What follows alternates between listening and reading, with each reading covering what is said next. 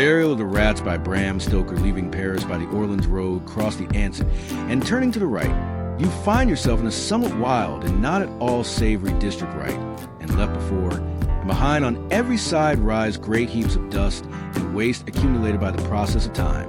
Paris has its night as well as its daylight, and the soldier who enters his hotel in the Rue de Rivoli or the Rue Santori late at night, or leaves it early in the morning, can guess in coming near Montrouge, if he has not done so already, the purpose of those great wagons that look like boilers on wheels, which he finds halting everywhere as he passes every city, has its peculiar institutions created out of its own needs. And one of the most notable institutions of Paris is its rag-picking population in the early morning, and Parisian life commences at an early hour, may be seen in most streets standing on the pathway opposite every court and alley, and between every few houses, as still in some American cities, even in parts of New York, large wooden boxes, into which the domestics or tenement holders empty.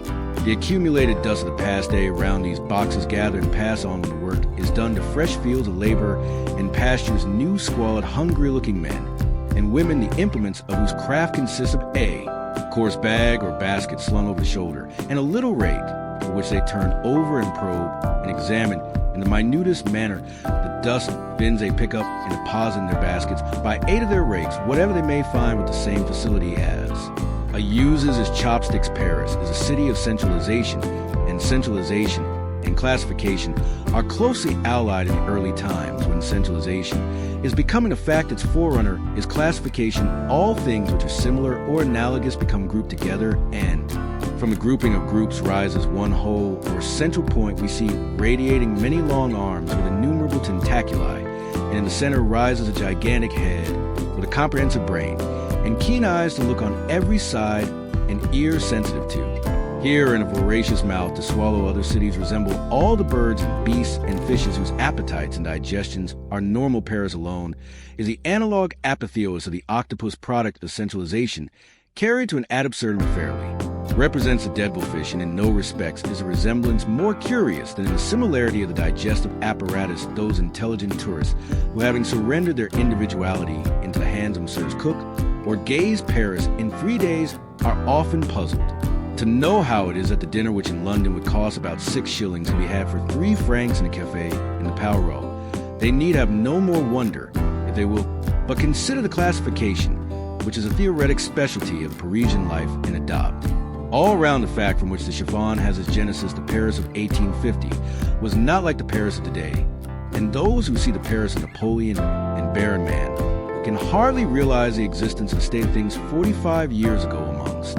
Other things, however, which have not changed are those districts where the waste is gathered dust is dust all the world over in every age, and the family likeness of dust heaps is perfect. The traveler, therefore, who visits the environs of Montrouge can go back in fancy without difficulty to the year 1850. In this year, I was making a prolonged stay in Paris. I was very much in love with a young lady who, though she returned my passion, so far yielded to the wishes of her parents that she had promised not to see me or to correspond with me for a year. I too had been compelled to accede to these conditions under a vague hope of parental approval. During the term of probation, I had promised to remain out of the country and not to write to my dear one until the expiration of the year. Naturally, the time went heavily with me.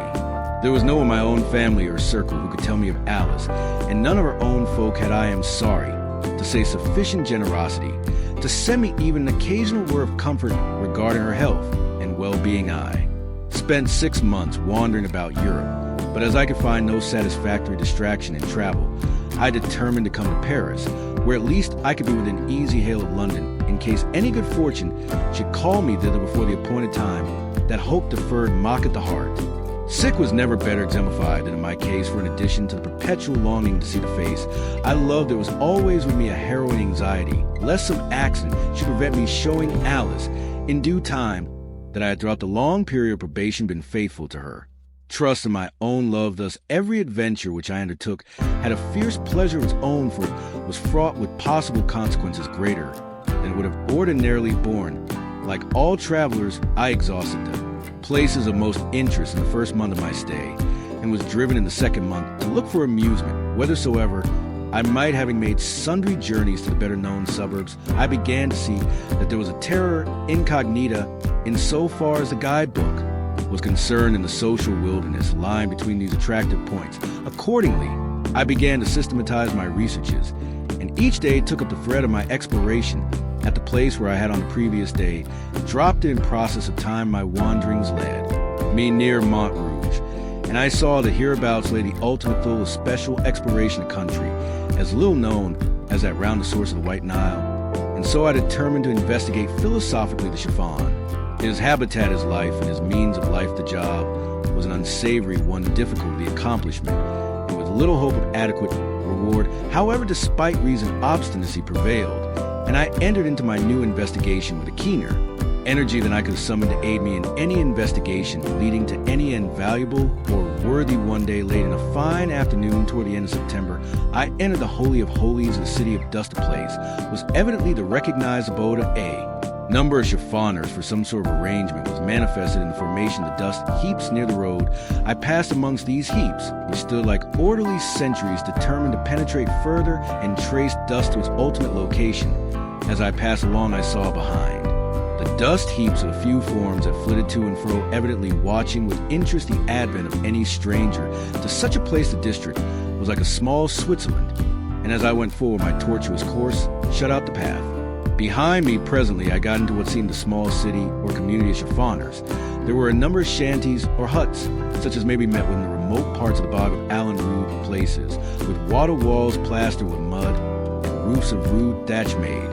From stable refuse such places as one would not like to enter for any consideration, and which even in watercolor could only look picturesque if judiciously treated. In the midst of these huts was one of the strangest adaptations, I cannot say habitations, I had ever seen. An immense old wardrobe, the colossal remnant of some bulldoes of Charles II or Henry II, had been converted into a dwelling house. The double doors lay open, so that the entire menage was open to public view. In the open half of the wardrobe was a common sitting room of some 4 feet by 6 in, which sat smoking their pipes around a charcoal brazier, no fewer than 6 old soldiers of the First Republic, with their uniforms torn and worn threadbare. Evidently, they were the move sweat-classed, their bleak eyes and limp jaws told plainly of a common love of absinthe, and their eyes had a haggard, worn look which stamps the drunkard at his worst, and that look of slumbering ferocity which follows hard in the wake of drink. The other side stood, as of old, with its shelves intact, save that they were cut to half their depth, and in each shelf, of which there were 6, was a bed made with rags and straw. The half-foes and the worthies who inhabited this structure looked at me curiously as I passed, and when I looked back after going a little way, I saw their heads together in a whispered conference. I did not like the look of this at all, for the place was very lonely, and the men looked very, very villainous. However, I did not see any cause of fear, and went on my way, penetrating further and further into the Sahara. The way was tortuous to a degree, and from going round in a series of semicircles, as one goes and skating with the Dutch roll, I got rather confused with regard to the points of the compass. When I had penetrated a little way, I saw, as I turned the corner of a half-made heap, sitting on a heap of straw, an old soldier with threadbare coat alow. I said to myself, the First Republic is well represented here in its soldiery. As I passed him, the old man never even looked up at me, but gazed on the ground with stalled persistency. Again, I remarked to myself, see what a life of rude warfare can do. This old man's curiosity is a thing of the past. When I had gone a few steps, however, I looked back suddenly and saw that the curiosity was not dead, for the veteran had raised his head and was regarding me with a very queer expression. He seemed to me to look very like one of the 6 worthies in the press. When he saw me looking, he dropped his head, and without thinking further of him, I went on my way, satisfied that there was a strange likeness between these old warriors. Presently, I met another old soldier in a similar manner. He, too, did not notice me. Whilst I was passing by, this time it was getting late in the afternoon, and I began to think of retracing my steps accordingly. I turned to go back, but could see a number of tracks leading between different mounds, and could not ascertain which of them I should take in my perplexity. I wanted to see someone whom to ask the way, but could see no one. I determined to go on a few mounds further, and so try to see someone not a veteran. I gained my object, for after going a couple 100 yards, I saw before me a single shanty, such as I had seen before, with however the difference that this was not one for living in, but merely a roof with 3 walls open in front from the evidences which the neighborhood exhibited. I took it to be a place for sorting within. It was an old woman, wrinkled and bent with age. I approached her and asked the way she rose as I came close, and I asked her my way. She immediately commenced a conversation, and it occurred to me that here in the very center of the kingdom of dust was the place to gather details of the history of Parisian raging, particularly as I could do so from the lips of one who looked like the oldest inhabitant. I began my inquiries, and the old woman gave me most interesting answers. She had been one of the citizens who sat daily before the guillotine, and had taken an active part among the women who signalized themselves by their violence. In the Revolution, while we were talking, she said suddenly, "Bagman must be tired standing," and dusted a rickety old stool for me to sit down. I hardly liked to do so for many reasons, but the poor old woman was so civil that I did not like to run the risk of hurting her by refusing. And moreover, the conversation of one who had been at the taking of the Bastille was so interesting that I sat down. And so our conversation went on while we were talking. An old man, older and more bent and wrinkled even than the woman, appeared from behind the shanty. "I, Pierre," said she. "Miss York can stories now if he wishes, for Pierre was in everything from Zastel to Waterloo." The old man took another stool at my request, and we plunged into a sea of revolutionary reminiscences. This old man, all but clothed like a scarecrow, was like any one of the 6 veterans. I was now sitting in the center of the low hut with the woman on my left hand and the man on my right, each of them being somewhat in front of me. The place was full of all sorts of curious objects of lumber, and of many things that I wished far away. In one corner was a heap of rags, which seemed to move from the number of vermin it contained, and in the other a heap of bones whose odor was something shocking. Every now and then, glancing at the heaps, I could see the gleaming eyes of some rats, which infested the place. These loathsome objects were bad enough, but what looked even more dreadful was an old butcher's axe with an iron handle stained with clots of blood, leaning up against the wall on the right-hand side.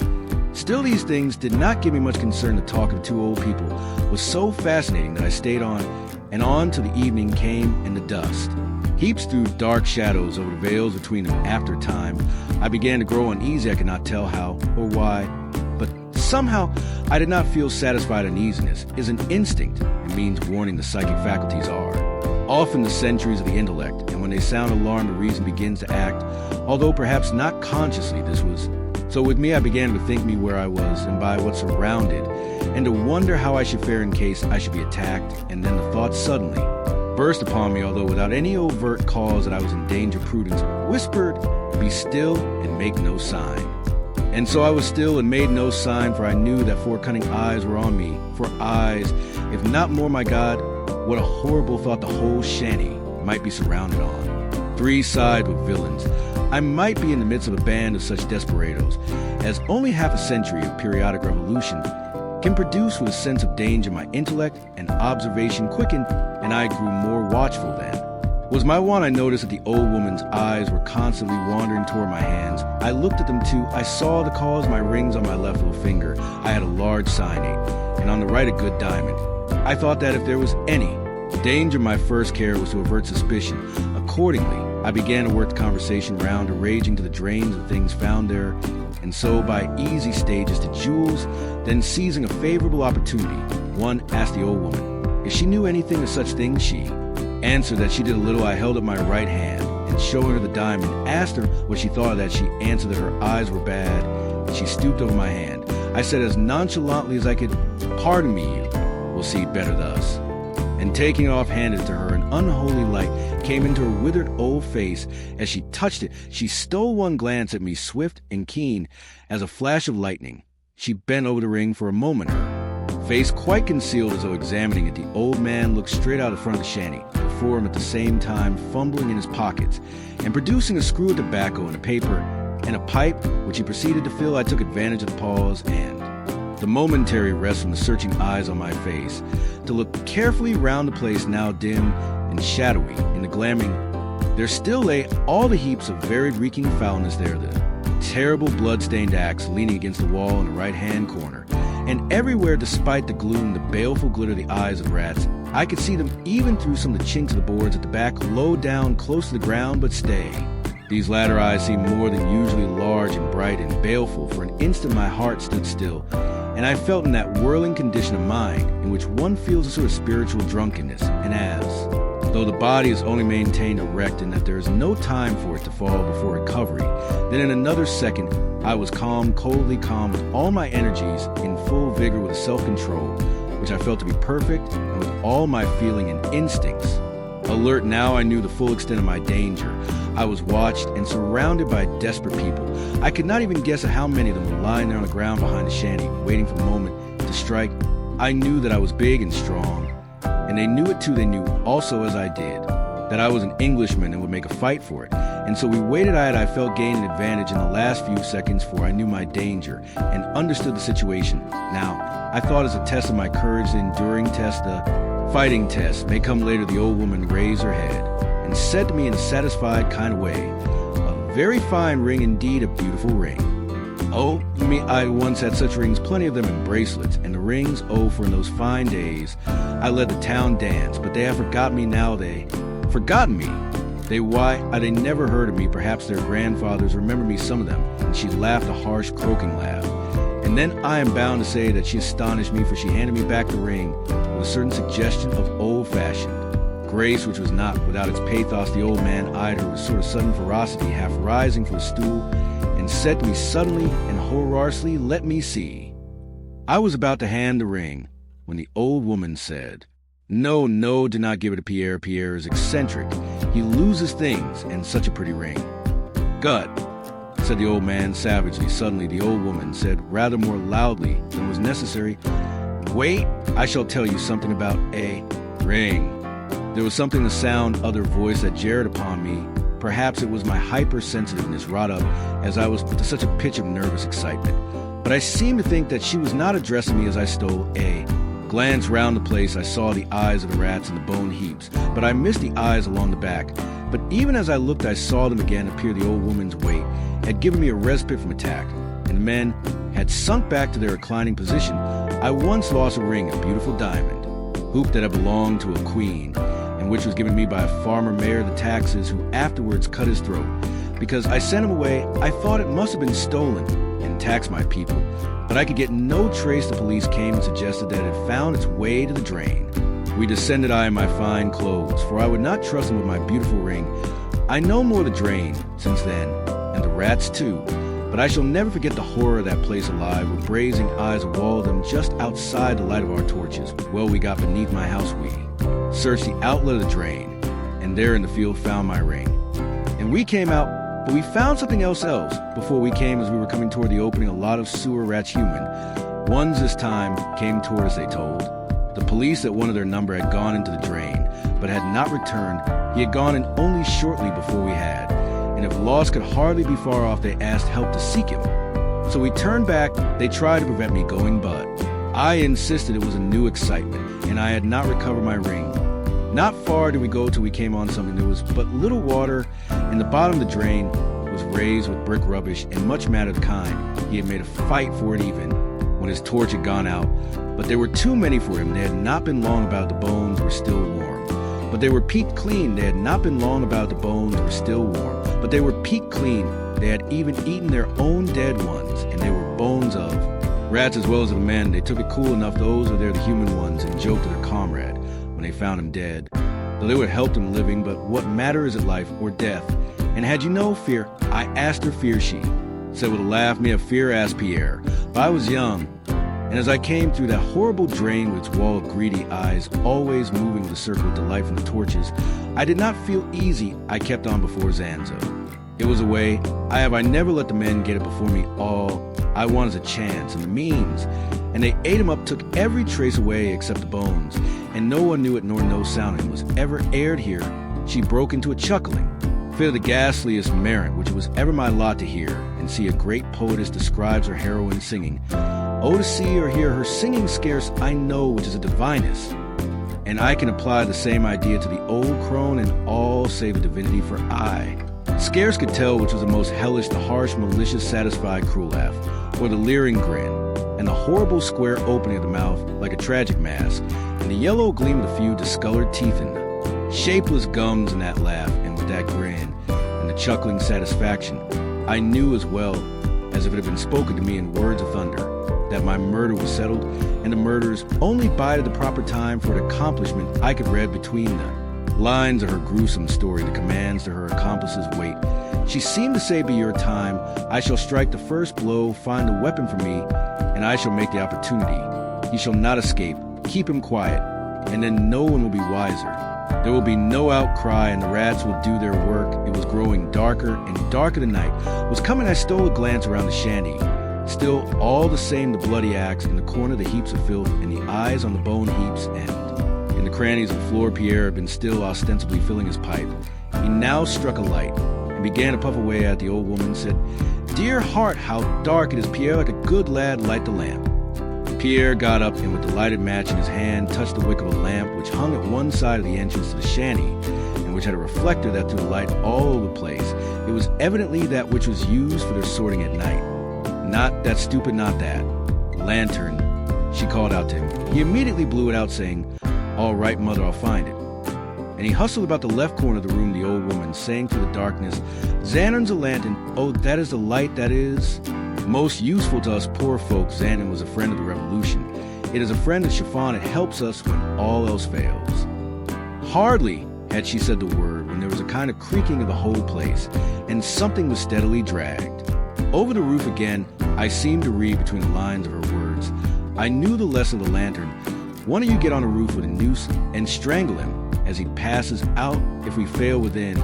As I looked out the opening, I saw the loop of a rope outlined black against. The lurid sky I was now indeed beset. Pierre was not long in finding the lantern. I kept my eyes fixed through the darkness on the old woman.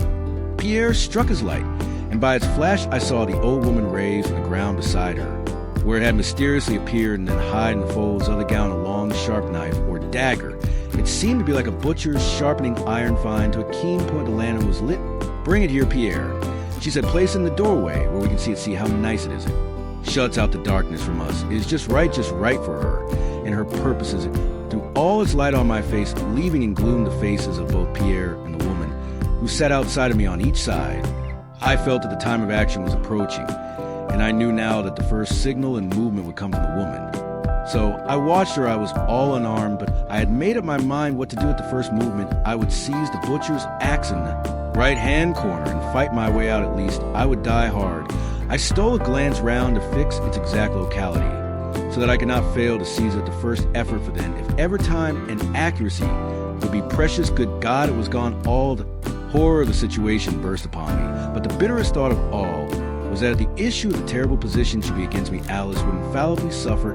Either she would believe me false, and any lover or anyone who has ever been one can imagine the bitterness of the thought, or else she would go on loving long after I had been lost to her and to the world, so that her life would be broken and embittered, shattered with disappointment and despair. The very magnitude of the pain braced me up and nerved me to bear the dread scrutiny of the plotters. I think I did not betray myself. The old woman was watching me as a cat does a mouse. She had her right hand hidden in the folds of her gown, clutching, I knew, that long, cruel-looking dagger. Had she seen any disappointment in my face, she would, I felt, have known that the moment had come, and would have sprung on me like a tigress, certain of taking me unprepared. I looked out into the night, and there I saw new cause for danger. Before and around the hut were at a little distance some shadowy forms. They were quite still, but I knew that they were all alert and on guard. Small chance of me now in that direction again. I stole a glance around the place in moments of great excitement and of great danger, which is excitement. The mind works very quickly, and the keenness of faculties which depend on the mind grows in proportion. I now felt this in an instant. I took in the whole situation. I saw that the axe had been taken through a small hole made in one of the rotten boards. How rotten they must be to allow such a thing being done without a particle of noise. The hut was a regular murder trap, and was guarded all around. A Garrett lay on the roof, ready to entangle me with his noose if I should escape the dagger. The old hag in front the way was guarded by I know not how many watchers, and at the back was a row of desperate men. I had seen their eyes still through the crack in the boards of floor, when last I looked, as they lay prone waiting for the signal to start erect, if it was to be ever now for it. As nonchalantly as I could, I turned slightly on my stool, so as to get my right leg well under me. Then, with a sudden jump turn of my head, and guarding it with my hands, and with the fighting instinct of the knights of old, I breathed my lady's name and hurled myself against the back wall of the hut, watching, as they were the suddenness of my movement surprised both Pierre and the old woman, As I crashed through the rotten timbers, I saw the old woman rise with a leap like a tiger and heard her.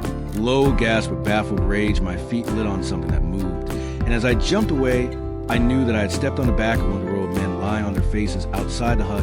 I was torn with nails and splinters, but otherwise unheard, breathless. I rushed up the mound in front of me, hearing as I went the dull crash of the shanty as it collapsed into a mass. It was a nightmare climb the mound that was awfully steep, and with each step, I took the mass of dust, and cinders tore down with me and gave way under my feet. The dust rose and choked me with sickening, fetid awful, but my climb was, I felt, for life or death, and I struggled on the second seemed hours. But the few moments I had in starting, combined with my youth and strength, gave me a great advantage in those several forms. Struggled after me in deadly silence, which was more dreadful than any sound. I easily reached the top. Since then I have climbed the cone of Vesuvius, and as I struggled up that dreary steep, amid the sulphurous fumes and memory of that awful night at Montrouge came back to me so vividly that I almost grew faint. The mound was one of the tallest in the region of dust, and as I struggled to the top, panting for breath, and with my heart beating like a sledgehammer, I saw away to my left the dull red gleam of the sky, and near still the flash of lights. Thank God, I knew where I was now, and where lay the road to Paris. For 2 or 3 seconds I paused and looked back. My pursuers were still well behind me, but struggling up resolutely, and in deadly silence beyond the shanty was a wreck of massive timber and moving forms. I could see it well, for flames were already bursting out. The rags and straw had evidently caught fire from the lantern. Still silence, there not a sound. These old wretches could die game anyhow. I had no time for more than a passing glance, for as I cast an eye round the mound preparatory to making my descent, I saw several dark forms rushing round on either side to cut me off on my way. It was now a race for life. They were trying to head me on my way to Paris, and with the instinct of the moment, I dashed down to the right-hand side. I was just in time, for though I came as it seemed to me down the steep, in a few steps, the weary old men who were watching me turned back, and one, as I rushed by into the open between the 2 mounds in front, almost struck me a blow with that terrible butcher's axe. There could surely not be 2 such weapons about them. Began a really horrible chase. I easily ran ahead of the old men, and even when some younger ones and a few women joined the hunt, I easily distanced them. But I did not know the way, and I could not even guide myself by the light in the sky, for I was running away from it. I had heard that, unless of conscious purpose, hunted men turn always to the left, and so I found it now, and so I suppose knew also my pursuers, who were more animals than men, and with cunning or instinct had found out such secrets of themselves or on.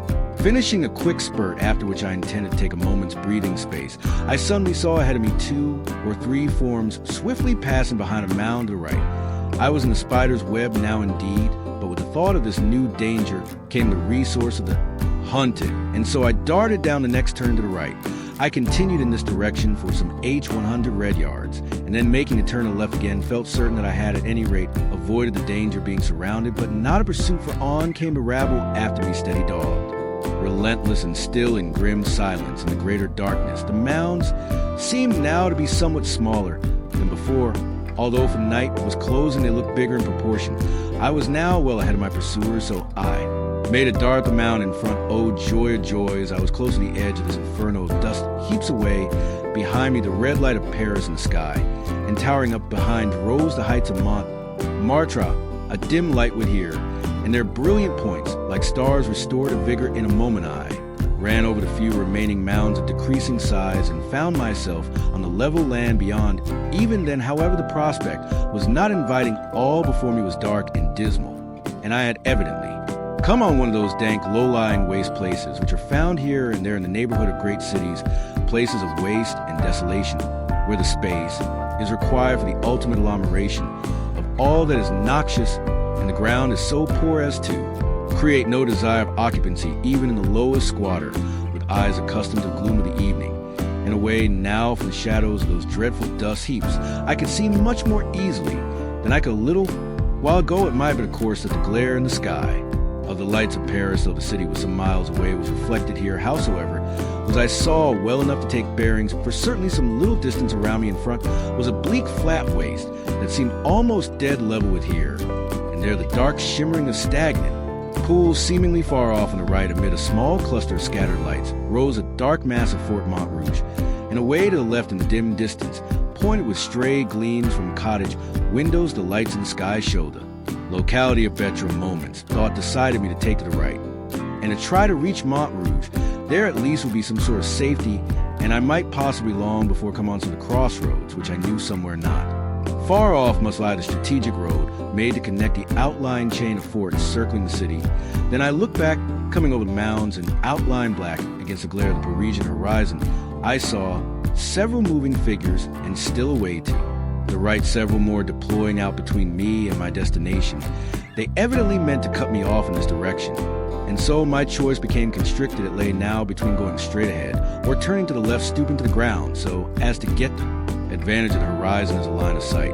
I looked carefully in this direction, but could detect no sign of my enemies. I argued that as they had not guarded or not tried guard that point, there was evidently danger to me there already. So I made up my mind to go. Straight on before me, it was not an inviting prospect, and as I went on, the reality grew worse. The ground became soft and oozy, and now and again gave way beneath me in a sickening kind of way. I seemed somehow to be going down, for I saw around me places seemingly more elevated than where I was, and this in a place which from a little way back seemed dead level. I looked around but could see none of my pursuers. This was strange, for all along these birds of the night had followed me through the darkness as well as though it was broad daylight. How I blamed myself for coming out in my light-colored tourist suit of tweed to silence, and my not being able to see my enemies, whilst I felt that they were watching me, grew appalling, and in the hope of someone not of this ghastly crew hearing me, I raised my voice and shouted several times. There was not the slightest response. Not even an echo rewarded my efforts. For a while I stood stuck still and kept my eyes in one direction, on one rising. The places around me I saw something dark move along, then another, and another. This was to my left, and seemingly moving to head me off.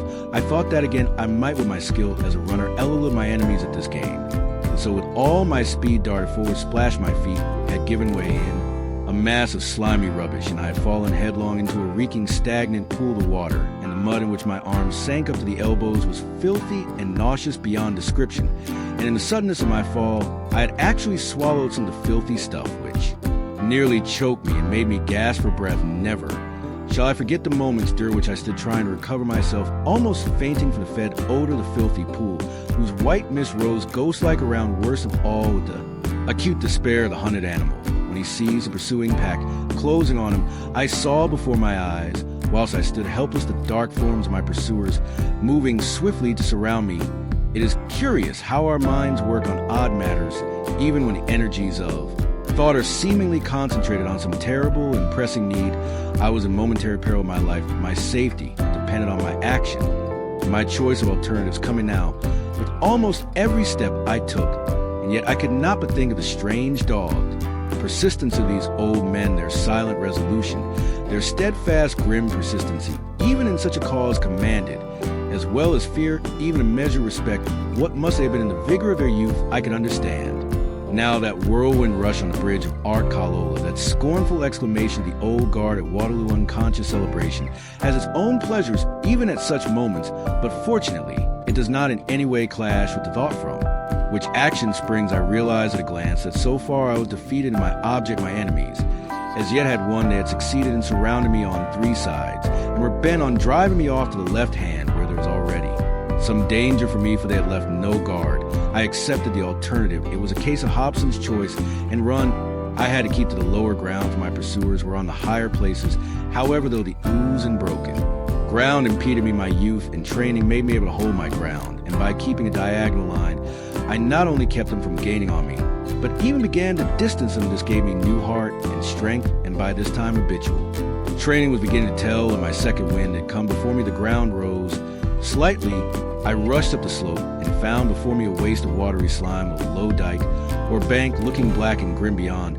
I felt that if I could but reach that dike in safety, I could there, with solid ground under my feet and some kind of path to guide me, find with comparative ease a way out of my troubles. After a glance right and left, and seeing no one near, I kept my eyes for a few minutes to their rightful work of aiding my feet. Whilst I crossed the swamp, it was rough, hard work, but there was little danger, merely toil, and a short time took me to the dike. I rushed up the slope exulting. But here again, I met a new shock. On either side of me rose a number of crouching figures. From right and left they rushed at me each. body held a rope to cord and was nearly complete. I could pass on neither side, and the end was near. There was only one chance, and I took it. I hurled myself across the dike, and escaping out of the very clutches of my foes, threw myself into the stream at any other time I should have. Thought that waterfoul and filthy, but now it was as welcome as the most crystal stream to the parched traveler. It was a highway of safety. My pursuers rushed after me, had only one of them held the rope it would have been all up with me, for he could have entangled me before I had time to swim a stroke. But the many hands hold it embarrassed and delayed them, and when the rope struck the water, I heard the splash well behind me a few minutes hard. Swimming took me across the stream, refreshed with the immersion and encouraged by the escape. I climbed the dike in comparative gaiety of spirits from the top. I looked back through the darkness. I saw my ace land scattering up and down along the dike. The pursuit was evidently not ended, and again I had to choose my course beyond the dike. Where I stood was a wild, swampy space, very similar to that which I crossed. I determined to shun such a place, and thought for a moment whether I would take up or down the dike.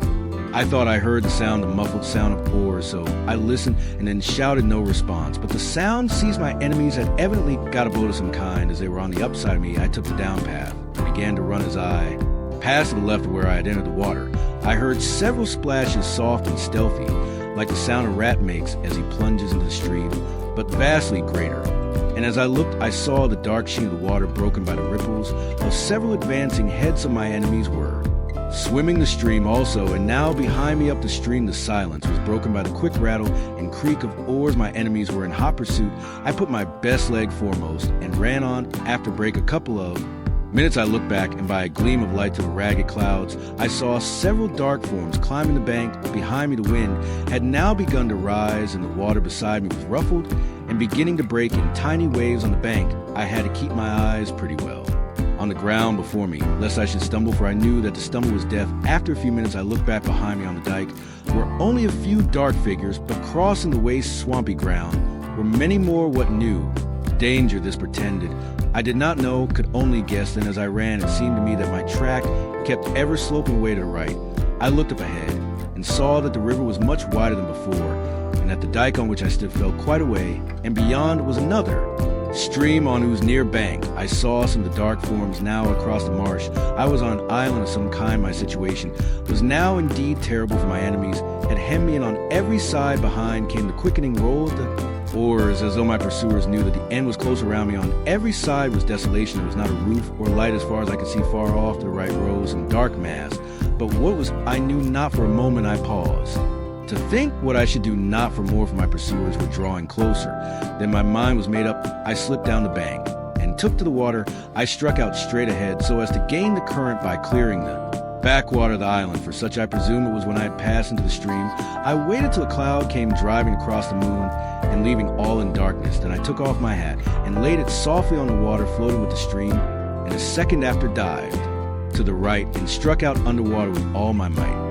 I was, I suppose, half a minute underwater, and when I rose came up as softly as I could, and turning looked back there, when my light brown hat floating merrily away, close behind it came a rickety old boat, driven furiously by a pair of oars. The moon was still partly obscured by the drifting clouds, but in the partial light I could see a man in the bows, holding aloft, ready to strike what appeared to me to be that same dreadful poleaxe which I had before escaped. As I looked, the boat drew closer, and the man struck savagely. The hat disappeared. The man fell forward almost out of the boat. His comrades dragged him in, but without the axe. And then as I turned with all my energies bent on reaching the further bank, I heard the fierce word of the muttered suck which marked the anger of my baffled pursuers. That was the first sound I had heard from human lips during all this dreadful chase, and full as it was of menace and danger to me, it was a welcome sound, for it broke that awful silence which shrouded and appalled me. It was as though an overt sign that my opponents were men and not ghosts, and that with them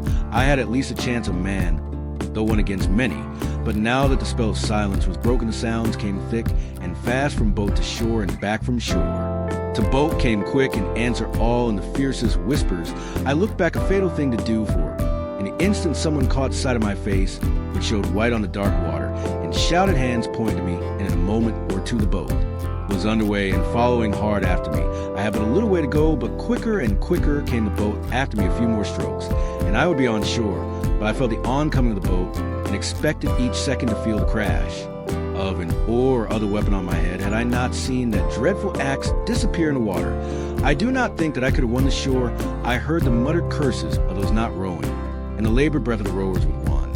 Supreme effort for life or liberty. I touched the bank and sprang up, but there was not a single second to spare, for hard behind me the boat grounded, and several dark forms sprang after me. I gained the top of the dike, and keeping though the left ran on again, the boat put off and followed down the stream. Seeing this, I feared danger in this direction, and quickly turning ran down the dike on the other side, and after passing a short stretch of marshy ground, gained a wild, open flat country, and sped on. Still behind me came on my relentless pursuers. Far away below me I saw the same dark mass as before, but now grown closer, and great in my heart gave a great thrill of delight, for I knew that it must be the fortress of Betra, and with new courage I ran on. I had heard that between each and all of the protecting forts of Paris there are strategic ways, deep sunk roads, where soldiers marching should be sheltered from an enemy.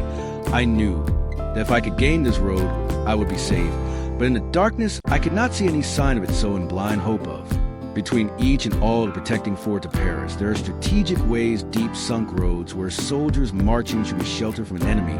I knew that if I could gain this road, I would be safe, but in the darkness I could not see any sign of it, so in blind hope of striking it, I ran on. Presently I came to the edge of a deep cut, and found that down below me ran a road guarded on each side by a ditch of water, fenced on either side by a straight high wall. Getting fainter and dizzier, I ran on the ground, got more broken more, and more still, till I staggered and fell and rose again, and ran on in the blind anguish. The hunted again, the thought of Alice nerved me. I would not be lost and wreck her life. I would fight and struggle for life to the bitter end. With a great effort I caught the top of the wall, scrambling like a catamount. I drew myself up. I actually felt a hand touch the sole of my foot.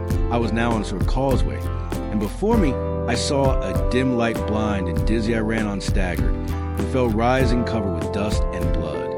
Hold, a word sounded like a voice from heaven. A blaze of light seemed to enwrap me, and I shouted with joy, caught with the rattle of musketry, the flash of steel before my eyes. Instinctively I stopped, though close behind me came a rush of my pursuers. Another word or two and out from a gateway poured, as it seemed to me, a tide of red and blue, as the guard turned out all around, seemed blazing with light, and the flash of steel, the clink and rattle of arms, and the loud harsh voices of command.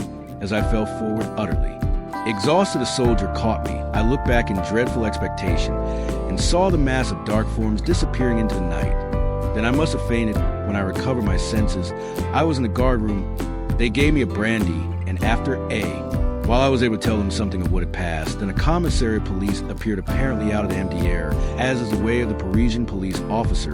He listened attentively, and then had a moment's consultation with the officer in command. Apparently they were aggrieved, for they asked me if I were ready now to come with them. Where to? I asked, to rise and go back to his dust heaps. We shall perhaps catch them yet. I shall try, said. He eyed me for a moment keenly, and said suddenly, would you like to wait a while, or till tomorrow, young Englishman? This touched me to the quick, as perhaps he intended, and I jumped to my feet. Come now, I said. Now an Englishman is always ready for his duty. The commissary was a good fellow, as well as a shrewd one. He slapped my shoulder kindly. Brave garçon, he said, forgive me, but I knew what you would do most good. The guard is ready come. And so, passing right to the guard room, and through a long vaulted passage, we were out into the night. A few of the men in front had powerful lanterns. Through courtyards and down a sloping way we passed out through a low archway to a sunken road, the same that I had seen in my flight. The order was given to get at the double, and with a quick springing stride, half run, half walked, the soldiers went swiftly along. I felt my strength renewed again. Such is the difference between hunter and hunted. A very short distance took us to a low-lying pontoon bridge across the stream, and evidently very little higher up than I had struck it. Some effort had evidently been made to damage it, for the ropes had all been cut, and one of the chains had been broken. I heard the officer say to the commissary, we are just in time, a few more minutes, and they would have destroyed the bridge. Forward, quicker still. And on we went again. We reached the pontoon on the winding stream. As we came up, we heard the hollow boom of the metal drums, as the efforts to destroy the bridge was again renewed. A word command was given, and several men raised their rifles. Fire, a volley rang out. There was a muffled cry, and the dark forms disappeared, but the evil was done, and we saw the far end of the pontoon swing to the stream. This was a serious delay, and it was nearly an hour before we had renewed ropes and restored the bridge sufficiently to allow us to across, we renewed the chase quicker. We went toward the dust heaps. After a time, we came to a place that I knew there were the remains of fire. A few smoldering wood ashes still cast a red glow, but the bulk of the ashes were cold. I knew the side of the hut and the hill behind it, up which I had rushed, and in the flickering glow, the eyes of the rats still shone with a sort of phosphorescence. The commissary spoke a word to the officer, and he cried, "Halt!" The soldiers were ordered to spread around and watch, and then we commenced to examine the ruins. The commissary himself began to lift away the charred boards and rubbish these the soldiers took and piled together. Presently he started back, then bent down, and rising beckoned me. "See," he said, "it was a gruesome sight. There lay a skeleton face downwards, a woman by the lines, an old woman by the coarse fiber of the bone between the ribs, rose a long spike-like dagger made from a butcher's sharpening knife, its keen point buried in the spine. You'll observe," said the commissary to the officer and to me as he took out his notebook, "that the woman must have fallen on her dagger there, rats. Our many ears see their eyes glistening among the heap of bones. And you will also notice," I shuddered as he placed his hand on the skeleton, "that but little time was lost by them, for the bones are scarcely cold. There was no other sign of anyone near, living or dead." And so, deploying again into line, the soldiers passed on. Presently we came to the hut made of the old wardrobe. We approached. In 5 of the 6 compartments was an old man, sleeping so soundly that even the glare of the lanterns did not wake them. Old and grim and grizzled, they looked with their gaunt, wrinkled bronze faces and their white mustaches. The officer called out harshly and loudly a word of command, and in an instant each one of them was on his feet before us and standing at attention. "What do you here?" "We sleep," was the answer. "Where are the other chiffonners?" asked the commissary. "Gone to work." "And we are on guard." "Best," laughed the officer grimly as he looked at the old men one after the other in the face, and added with cool, deliberate cruelty, "Asleep on duty. Is this a man there, the old guard? No wonder than a Waterloo." By the gleam of the lantern, I saw the grim old faces grow deadly pale, and almost shuddered at the look in the eyes of the old men as the laugh of the soldiers echoed the grim pleasantry of the officer. I felt in that moment that I was in some measure avenged. For a moment they looked as if they would throw themselves on a taunt, but years of their life had schooled them, and they remained still. "You are about 5, said the commissary. "Whereas the 6th?" The answer came with a grim chuckle. "He is there," and the speaker pointed to the bottom of the wardrobe. "He died last night. You won't find much of him in the burial of the rats." Is quick the commissary stooped and looked, and then he turned to the officer and said calmly, "We may as well go back. No trace here now, nothing to prove that man was the one wounded by your soldiers' bullets. Probably they murdered him to cover up the trace." See, again he stooped and placed his hands on the skeleton. "The rats were quickly, and there are many of these bones are warm." I shuddered.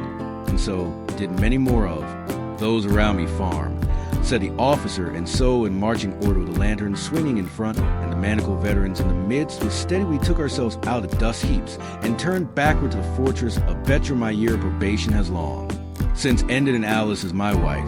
But when I look back upon that trying 12 months, one of the most vivid incidents that memory recalls is that associated with my visit to the city of Dusty and the burial of the rats by Bram Stoker.